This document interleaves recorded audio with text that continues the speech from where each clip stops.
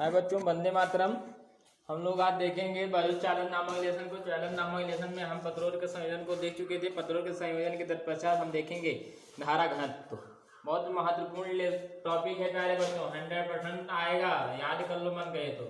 धारा घनत्व और क्या धारा घनत्व और याद कर लीजिएगा, लिख लीजिएगा जो है ध्यान से, जिससे आपको एग्जाम में लिखने में कोई समस्या ना हो अगर होगा तो धारा घनत्व जो होता है क्या होता है, इसको हम पहचान ले बढ़िया। तो धारा घनत्व को हम जैसे प्रदर्शित करते हैं, एकांक क्षेत्रफल में प्रवाहित धारा के अनुपात को धारा घनत्व कहते हैं। एकदम सिंपल परिभाषा, ढेर दिमाग न लगाओ। एकांक क्षेत्रफल में प्रवाहित धारा के अनुपात को एकांक क्षेत्रफल का मतलब क्या होगा, क्षेत्रफल ए, प्रवाहित धारा क्या होगी आई, तो जे बराबर आई बटे क्या हो जाएगा, ए हो जाएगा। एकांक क्षेत्रफल में प्रवाहित धारा के अनुपात को ही प्यारे बच्चों हम क्या कहते हैं, धारा घनत्व कहते हैं।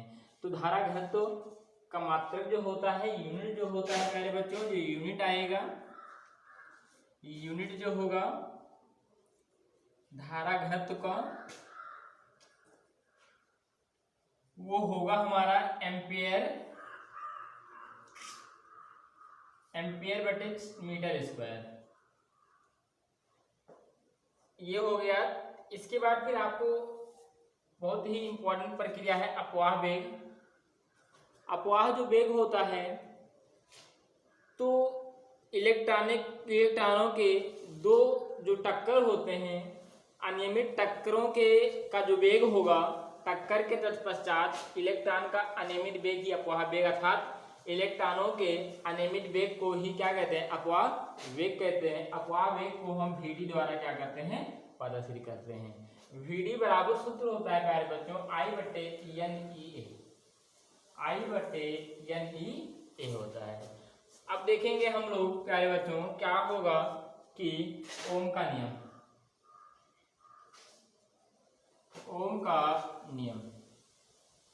ओम के नियम में हम लोग देखेंगे क्या इंपॉर्टेंट टॉपिक है। यदि किसी चालक की भौतिक अवस्था में कोई परिवर्तन न हो, यदि किसी चालक की भौतिक अवस्था में कोई परिवर्तन न हो, तो चालक के सिरों पर लगाया गया विभवांतर धारा I के अनुक्रमानुपाती होती है, अर्थात चालक तार में प्रवाहित धारा के अनुक्रमानुपाती होती है।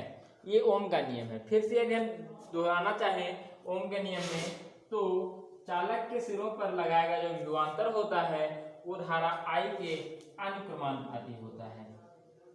तो विभवांतर जो होता है ये I के क्या होता है, अनुक्रमानुपाती होता है, ये R होता है। तो V बराबर हो जाएगा I इंटू R।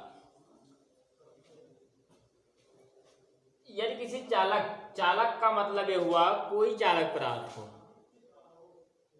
चालक पदार्थ डायोड वाल्व भी होता है, चालक पदार्थ कॉपर भी होता है, चालक पदार्थ मैग्नीज भी होता है, चालक पदार्थ आपका एल्युमिनियम भी होता है।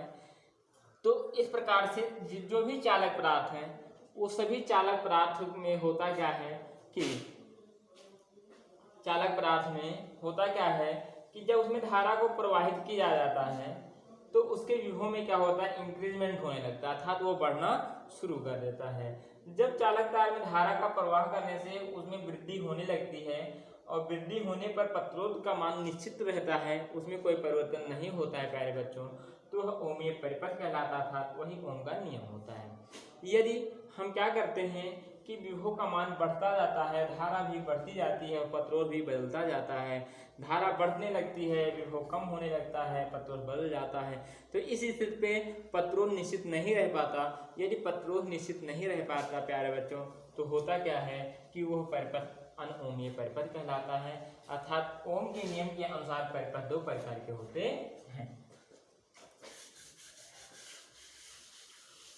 परिपथ कितने प्रकार के होते हैं, दो प्रकार के। परिपथ जो होता है प्यारे बच्चों, जो सर्किट होती है हमारी, वो दो प्रकार की होती है। एक होती है ओमीय और एक होती है अनओमीय। ओमीय क्या होती है, वे प्रतिरोध जो ओम के नियम का पालन करते हैं उन्हें ओमीय प्रतिरोध कहते हैं। अर्थात जो भी अनुक्रमानुपाती क्या होता है, आई होता है, वही ओमीय परिपथ के नियम का पालन करते हैं। जो अनुक्रमानुपाती आई अर्थात भी बराबर नहीं होता आई आर के, वो क्या होगा, भी बराबर नहीं होगा आई इंटू आर के, तो क्या होगा प्यारे बच्चों, वहां पे अनओमीय परिपथ, अर्थात वह परिपथ का क्या हो जाएगा, अनओमीय परिपथ हो जाएगा। इस प्रकार हम ओमीय और अनओमीय पहचानते हैं। अनओमीय और ओमीय में एक बहुत बड़ा अंतर है, जो ओम के नियम का पालन नहीं करेगा वो अनओमीय, जो ओम के नियम का पालन करेगा वो ओमीय। ओम का नियम क्या है, भी बराबर आई आर, भी बराबर आई आर।